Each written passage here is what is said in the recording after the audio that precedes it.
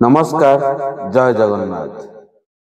आज स्टोरी रमेश नामक जड़े धनी व्यवसायी एक सहर में बास कर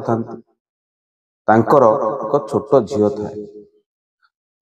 से चाहती झील को सबु प्रकार खुशी आनी देवा पाए। सब बेले खेलना दियंती, जन्मदिन रे पार्टी करा जाए, बहुत लोग आसंती, भोजी भात हुए।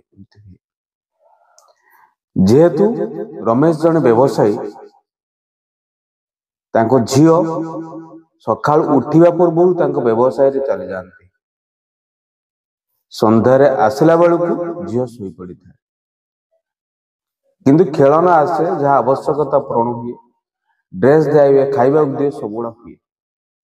थरे से छोट झीर स्कूल रे शिक्षयित्री पढ़ेवा समय इमिति समस्त को किसी प्रश्न पचारती कहार कौन आवश्यकता अच्छी से बापा मान कही कहे मोर साइकेल आवश्यकता अच्छी, कही कहे मोर भल कंपानी जोतार आवश्यकता अच्छी, कही कहे मोर भल ड्रेस आवश्यकता अच्छी। जेतेबेले कथा से छोट झील को पाखक आसे, छोट झीर आखिरे लुह आसी जाए।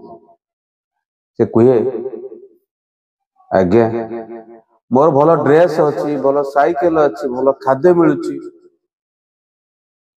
शिक्षयित्री जन को पचारती असुविधा कौन, कहीं कांदुच? कहे झीटी बापा मां स्नेह दरकार, गोटे घंटा भी मत से समय मिलूनी।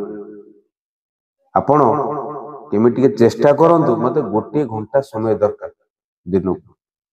यह शुणी शिक्षयित्री जनक बहुत आश्चर्य हुंती, चिठी लिखती से झीर बापा पाख। बापा रमेश यह देखी दुखित प्रकाश करते, दुख अनुभव करते। से भांगी पड़ती, से भावती आवश्यकता कहले भरण पोषण करवा, जार जहाँ दरकार खेलना, खाइबा पीवा, ड्रेस पूर्ण कर चल।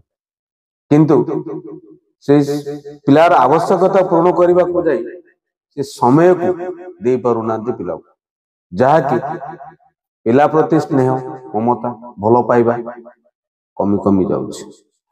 जानी पारिले परवर्ती दिन ठारू से पिला को उपयुक्त समय दियंती, पिला सहित खेलती, बुलती, मजा करती।